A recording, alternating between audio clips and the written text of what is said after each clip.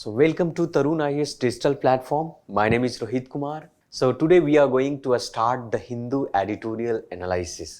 तो शुरू करते हैं आज का एडिटोरियल। हालांकि द हिंदू की आज का एडिटोरियल्स में कुछ प्रमुख खास तो नहीं है, परंतु जो संडे का जो एक एडिटोरियल था वो बहुत ही इम्पोर्टेंट है। So we are going to discuss Sunday के एडिटोरियल्स जो कि बहुत इम्पॉर्टेंट है, और वो है आपका दार्जिलिंग चाय से संबंधित। आप सबको पता होगा कि चाय की शुरुआत भले ही चाइना में हुआ था, लेकिन भारत चाय के बहुत ही शौकीन है। अब इस शौकीनी में देखा जाए कि चाय से संबंधित कुछ मामले आपको देखने को मिलेंगे, खास करके दार्जिलिंग टी की बात इस हम वीडियो में करने वाले हैं। आज हम देखेंगे इस एडिटोरियल्स के अंदर कि किस प्रकार से दार्जिलिंग की चाय के साथ why is the Darjeeling tea industry in the crisis, अर्थात यहाँ पर कहा जा रहा है इस एडिटोरियल में कि जो दार्जिलिंग के टी है, उसकी टी इंडस्ट्री है जो काफ़ी क्राइसिस में है, और उसके पीछे रीजन क्या है, इन सभी पर चर्चा करने वाले हैं। किस प्रकार से नेपाल जो है दार्जिलिंग टी के लिए एक बाधा सा बन गया है, और दार्जिलिंग के जो टी हैं वो आजकल वो काफ़ी क्राइसिस में चल रहे हैं। ये सारा सब कुछ इसमें डिटेल से बात की गई है, एंड ये भी हम जानने की कोशिश करेंगे कि why is it important to save Darjeeling tea. Darjeeling tea को बचाना हमारे लिए महत्वपूर्ण क्यों है, इन सभी चीज़ों पर हम चर्चा करने वाले हैं। यहाँ पर आप देख सकते हैं कि फिलहाल तो यहाँ पर एक कमेटी बैठाने की बात की जा रही है। इंडियन टी एसोसिएशन कोलकाता में है, वो एक जनरल मीटिंग बैठाया, और मीटिंग बैठाने के बाद जो है उस एनुअल मीटिंग में वो डिसाइड किया कि हमें किस प्रकार से स्टेप लेने की आवश्यकता है। तो चलिए एक एक करके डिटेल से हम इसके बारे में जानने की कोशिश करेंगे। सबसे पहले आपको ये जानने की आवश्यकता है कि why is the Darjeeling tea industry in crisis. Darjeeling T का नाम सुना होगा, भारत के लिए सबसे फेमस, और भारत में इसे जीआई टैग का एक तरीके से दर्जा दिया गया है। शुरुआती दौर की बात किया जाए तो हाल फिलहाल में ही, कुछ समय पहले में ही अगर देखा जाए तो इंडियन टी एसोसिएशन कोलकाता में इंडियन टी एसोसिएशन का बैठक हुआ, जर्नल मीटिंग हुआ, और उस जर्नल मीटिंग में बोर्ड की तरफ से टी बोर्ड ऑफ इंडिया, आपको पता होना चाहिए कि भारत में जो टी बोर्ड ऑफ इंडिया है, एक बोर्ड ऑफ टी जो है एक स्टैच्यूटरी बॉडी है भारत के अंदर में, है ना। तो उन्होंने इस बात से कहा कि एक स्पेशल फाइनेंशियल पैकेज की आवश्यकता है। अगर आप चाहते हैं कि भारत में टी इंडस्ट्री, खास करके दार्जिलिंग टी इंडस्ट्री की अगर बात किया जाए, उसको बचाया जाए, तो भारत सरकार को ये जरूरी होगा कि आप स्पेशल फाइनेंशियल पैकेज 1000 करोड़ रुपए सेंटर की तरफ से 5 सालों में मदद करने की आवश्यकता है, तभी जो दार्जिलिंग की टी की इंडस्ट्री बच सकती है। इस मीटिंग के दौरान में ऐसा कहा गया कि भाई आपको स्पेशल फाइनेंशियल पैकेज 1000 करोड़ रुपया सेंट्रल गवर्नमेंट को इस इंडस्ट्री को बचाने के लिए देना होगा, वो भी 5 सालों के अंदर में। अब इस बात से कहा जाए तो टी बोर्ड ऑफिशियल्स ने एडमिट किया कि भारत का जो टी है, India tea is not able to establish itself globally. Bharat का जो चाय है पूरी भारत विश्व के अंदर में अपने आप को बिना सेंट्रल गवर्नमेंट की मदद से वो एस्टैब्लिश नहीं कर पाएगा, है ना। तो इस चीज पर बात की जा रही है, और one of the key brand, आपको पता ही है कि दार्जिलिंग टी जो है भारत का one of the key brand है, और वो आजकल एक्यूट स्ट्रेस से गुजर रहा है, उसकी इंडस्ट्री जो है क्राइसिस से गुजर रहा है। तो इन सभी चीजों पर इसमें चर्चा की है।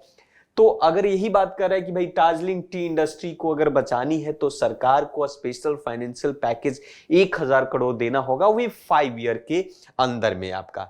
और दार्जिलिंग टी तो आपको पता है हमारे लिए बहुत इंपॉर्टेंट है, इसके पीछे भी कारण है। कारण ये है कि दार्जिलिंग टी अगर देखा जाए तो भारत में सबसे पहले अगर किसी का जीआई टैग मिला था, जिसे आप ज्योग्राफिकल इंडिकेशंस कहते हैं, आइडेंटिफिकेशंस कहते हैं, ज्योग्राफिकल आइडेंटिफिकेशन, तो पहला आपको दार्जिलिंग। तो ये एग्जाम में ऑलरेडी यूपीएससी के प्रीलिम्स एग्जाम में यह स्टेटमेंट पूछा गया था प्रीलिम्स के अंदर में कि the first Indian product to get GI geographical tag in 2004 for distinct aroma और फ्लेवर।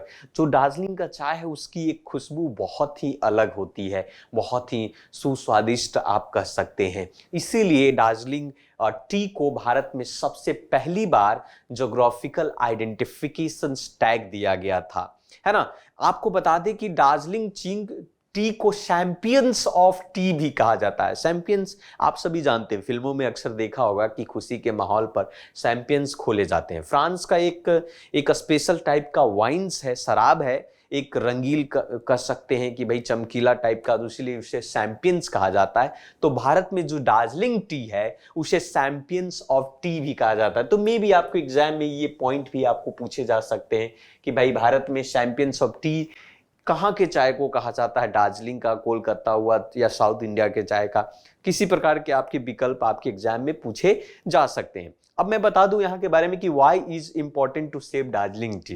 दार्जिलिंग टी को बचाने के पीछे कारण क्या है, क्यों बचाना चाहिए और हमारे लिए क्यों महत्वपूर्ण है। तो आपने जैसा कि देखा कि भाई इसे चैंपियंस ऑफ टी भी कहा जा रहा है और भारत का पहला ज्योग्राफिकल आइडेंटिफिकेशन जो है आपको मिला, डिस्टिंक्ट आपको स्पेशल दार्जिलिंग टी को मिला।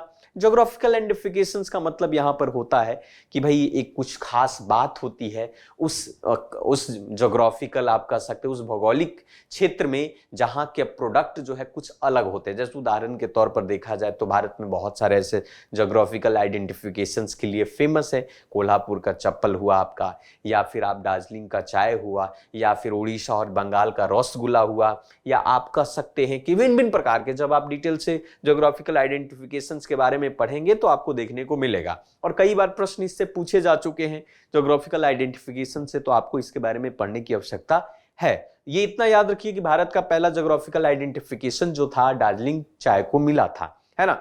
लेकिन सवाल अब ये है कि why is it important to save Darjeeling tea. इसे बचाने की आवश्यकता क्या है। आपको बता दें कि अभी तक अगर दार्जिलिंग में देखा जाए तो 87 ऐसे गार्डन्स हैं और उस 87 गार्डन्स में करीब 55,000 वर्कर्स काम करते हैं। 87 गार्डन्स हैं दार्जिलिंग के अंदर में और वहां काम करने वाले मजदूरों की संख्या जो है, वर्करों की संख्या है 55,000 है, जो अप्रोक्सीमेटली 7 मिलियन केजी चाय जो है वो बेचता है। और most of the which are exported. ये ज्यादातर जो दार्जिलिंग के चाय होते हैं जो प्रोडक्शन में जाते हैं वो एक्सपोर्ट किए जाते हैं, विदेशों में जाते हैं। काफी अच्छा मुनाफा मिलता है, बहुत सारे चीजें मिलती है। लेकिन आजकल क्राइसिस में है, इसके पीछे कई कारण है कि आखिर क्या रीजन है कि भाई दार्जिलिंग का चाय जो है क्राइसिस से गुजर रहा है, वहां की इंडस्ट्री क्राइसिस से गुजर रहा है। क्योंकि मोस्ट इंपॉर्टेंट इसलिए हमारे लिए है। लेकिन सवाल यह है कि अकॉर्डिंग टू इनसाइडर के अकॉर्डिंग देखा जाए, गुप्तचर के मुताबिक अगर देखा जाए तो कुछ महीने पहले में ये lot of the gardens in the hills have a change hand because the owners were reeling under the higher cost of production and other issues. आजकल देखा जाए कुछ महीनों से देखा जा रहा है कि बहुत सारे ऐसे गार्डनर्स जो हैं, है ना, वो अपना प्रोडक्शन ऑफ द कॉस्ट जो है वो काफी ज्यादा हो चुकी है और उसके कारण से वो चेंज हो रहे हैं या फिर वो गार्डन को बेच दे रहे हैं किसी दूसरे के हाथों में। मतलब प्रोडक्शन कम हो गया है और इसके पीछे रीजन भी हम जानेंगे। तो यहां पर आईटीए ने कहा, आईटीए इंडियन टी एसोसिएशन ने के चेयरमैन है जिनका नाम है नयनतारा पाल चौधरी ने कहा कि फाइनेंस प्रॉब्लम, दार्जिलिंग के चाय इंडस्ट्री के फाइनेंस प्रॉब्लम के कारण ये सरकार भी इसे मदद करने की आवश्यकता है सरकार को, क्योंकि वो इस स्थिति से गुजर रहा है, क्योंकि उसे बचाने की आवश्यकता है। उनके भाई फाइनेंशियल प्रॉब्लम है, इसके कारण से वो प्रोडक्शन पूरी तरीके से भी नहीं हो पा रही है ना। अब चलिए इसमें ये भी देखने की जरूरत है कि ठीक है ये बातें तो हो गया कि आखिर अब कारण क्या है कि भाई what is the threat from Nepals gardens, है ना। ये सवाल तो है कि भाई ये क्राइसिस से गुजर रहा है, तो क्राइसिस से गुजरने के पीछे कारण क्या है। तो पहला सबसे बड़ी कारण ये है कि रिपोर्ट के मुताबिक कहा जा रहा है parliamentary standing committee of ministry of commerce के जो पार्लियामेंट्री स्टैंडिंग कमेटी है उनमें कहा कि उन्होंने इस माध्यम से कहा कि वी आर द अनहैम्पर्ड और easy influx substandard tea from the neighboring country, especially Nepal. अब कहता है कि सबसे बड़ा इसका रीजन ये है कि हमारा जो पड़ोसी मुल्क नेपाल है वहां के सब स्टैंडर्ड चाय जो है धीरे धीरे इस मार्केट को कैप्चर कर रहा है। और उस कैप्चर करने के कारण जो है हमारी जो दार्जिलिंग चाय है वो कहीं ना कहीं फेडेड हो जा रही है। जबकि सवाल ये है कि भाई पैकिंग कर दिया, नाम लिख दिया दार्जिलिंग चाय, और उसके कारण से वो मार्केट में बेच रहा है, तो हमारा डिमांड पर तो असर पड़ेगा ही। तो सबसे कारण इसका रीजन है भाई कि जो पड़ोसी मुल्क स्पेशली नेपाल से जो चाय आ रही है उसके कारण से। सो डॉक्यूमेंट्स पॉइंटेड आउट द कि inferior quality of T from Nepal, Nepal की जो इंफीरियर क्वालिटी ऑफ चाय जो है वो आपको इंपोर्ट किए जा रहे हैं और उसे बेचे जा रहे हैं और re export as a premium Darjeeling tea. अब उसको वहां से भारत के अंदर में ही क्या कर रहा है कि भाई भारत के अंदर में ही वहां से नेपाल से इंफीरियर चाय quality of the T Bharat में इंपोर्ट किया, और इंपोर्ट करने के बाद उसको क्या किया कि भाई उसको प्रीमियम दार्जिलिंग टी के नाम से उसको पैक करके और मार्केट में सेल कर रहा है। उसके कारण से उसकी क्वालिटी फेडेड हुई और डिमांड कम हो रहा है। तो सबसे पहले तो सवाल ये है कि इस पर लगाम लगाने की आवश्यकता है। तो अब सवाल ये है कि भाई ऐसा कैसे हो रहा है, तो इस पर कई बार डेटा दिए गए हैं। तो इसमें कहा गया कि हमें जो है revisit treaty of the trade, जो नेपाल के साथ हमारा समझौता हो रखा है 2009 में, अक्टूबर 2009 में भारत और नेपाल के सरकार के बीच में ट्रीटी ऑफ ट्रेड हुआ था, और उस ट्रीटी ऑफ ट्रेड में चाय से भी संबंधित समझौते किए गए थे। तो उसमें देखा गया कि बोथ पार्टी हैड अग्री, इस बात पर अग्री किया था कि हम लोग जो बेसिक कस्टम ड्यूटी है वो एग्जेम्प्ट करेंगे, एज वेल एज ए जो क्वांटिटेटिव रिस्ट्रिक्शन है उस पर भी कम करेंगे। तो ये चीजें बोला कि ठीक है, बेसिक जो प्रोडक्ट है उस पर हम एग्जेम्प्ट कर देंगे, कस्टम ड्यूटी नहीं लगाएंगे, छोड़ देंगे, छूट देंगे उस चीज पर। लेकिन एक सर्वे के तहत यह देखा गया, डेटा के तहत, कि जो टी एसोसिएशंस ऑफ इंडिया ने कहा कि आपने तो एग्जेम्प्ट कर दिया, आपने तो छूट कर दिया, लेकिन अभी इस साल देखा गया कि 2020-21 में नेपाल से 10.74 मिलियन 10.74 मिलियन केजी चाय जो है इंपोर्ट किया गया है भारत में। और अगर पूरी भारत में सेम की उसी दौरान में देखा जाए 2020 और 21 में, तो टोटल भारत का चाय का जो इंपोर्ट था 27.75 मिलियन केजी था, उसमें से 10.74 मिलियन केजी 10.74 मिलियन केजी सिर्फ नेपाल से आए हुए थे। अब इसके कारण से इंडस्ट्री के एक्सपर्ट कहते हैं कि Nepal which are share a similar climate condition a terrain produce to tea at the lower price. Nepal में जो है चाय का जो प्रोडक्शन है, क्योंकि दार्जिलिंग और नेपाल का रीजन जो है सेम है, वहां की क्लाइमेट जो है सेम है, जिसके कारण से वहां पर चाय का प्रोडक्शन बहुत ही सस्ते कॉस्ट में किया जा रहा है। और चाय का प्रोडक्शन सस्ते कॉस्ट में करने के पीछे कारण है कि वहां की पर्टिकुलर लेबर, वहां की जो लेबर कॉस्ट है, इनपुट कॉस्ट भारत के कंपेयर में बहुत कम है, जिसके कारण से चाय की वहां पर चाय की जो क्वालिटी है, फीवर क्वालिटी चेक के माध्यम से वो चाय का प्रोडक्शन होता है, और वही चाय भारत में इंपोर्ट किए जाते हैं, और इंपोर्ट करने के बाद पैक्स करके दार्जिलिंग टी के नाम से बेच दिया जाता है, जिसके कारण से दार्जिलिंग की जो मेन ओरिजिनल जो इंडस्ट्री है वो क्राइसिस में जा रही है। इसलिए वो भारत सरकार से कहती है, सेंट्रल गवर्नमेंट से चाहती है कि 1000 करोड़ 5 सालों के अंदर में आप हमें सपोर्ट करें ताकि इस इंडस्ट्री को हम बचाए रखें। इस चीज पर बात किया जा रहा है ना। अब सवाल ये है कि तभी ये भारत सरकार ने इस बात पर कहा कि हमें यहां पर ये करने की आवश्यकता है, नेपाल के साथ फिर से समझौता करने की आवश्यकता है। अब बात कहा जा रहा है यहां पर ये भी कि what are the other point of the stress, इस दबाव के पीछे और भी क्या कारण है। पहला कारण तो कहा कि भाई जो नेपाल से टी का इन्फ्लक्स हो रहा है भारत के अंदर में, जो मंगाए जा रहे हैं, इंपोर्ट किए जा रहे हैं 2017 से अप टू, है ना, व्हेन 107 डेज एजिटेशन हुआ था। एक कारण तो ये हुआ कि एक भाई इंपोर्ट किया जा रहा है चाय का। दूसरा कारण था कि 2017 से जो एजिटेशंस हो रहे हैं, जो हंगामा हो रहे हैं नेपाल के, खास करके दार्जिलिंग वाले इलाका में, वो दार्जिलिंग के हिल्स वाले रीजन में शटडाउन की स्थिति हो रही है, जिसके कारण से वहां की जो चाय का प्रोडक्शन प्रभावित हुआ है। आपने पता होगा कि फ्रॉम जून से सितंबर 2017 में टी बुशेज जो है दार्जिलिंग के अंदर में, वहां पर बहुत सारे एजिटेशन हुए। एजिटेशन खास करके गोरखालैंड को लेकर, Gorkha Janmukti Morcha over demand of separate state of Gorkhaland, ये चाहता है कि भाई बंगाल से अलग होकर एक सेपरेट गोरखालैंड बनाया जाए। तो तो उसके कारण से एजिटेशंस हो रही थी और उसके कारण से चाय के प्रोडक्शन पर भी काफी प्रभाव पड़ा है।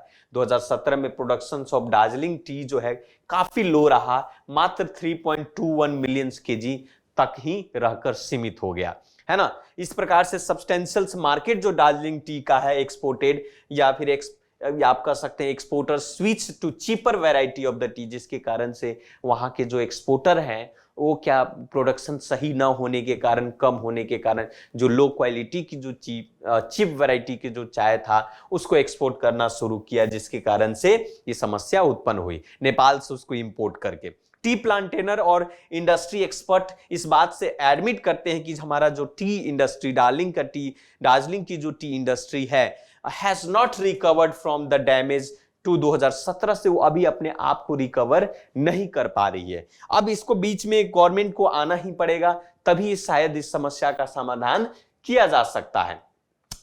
अब ये सवाल ये है कि थोड़ा सा इसमें और भी देखा जाए कि इस समस्या के समाधान में या समस्या में कह सकते हैं कि क्लाइमेट चेंज भी इस प्रोडक्शन पर काफी बुरा प्रभाव दिया है। खास करके अगर देखा जाए कि प्रोडक्शन का रिडक्शन और अगर कहा जाए और कॉस्ट की जिस प्रकार से आपने इकोनॉमिक्स में पढ़ा होगा कि भाई मान लिया कि प्रोडक्शन कम होगा तो चाय या फिर आप कह सकते हैं कि प्रोडक्ट का कॉस्ट तो बढ़ेगा ही।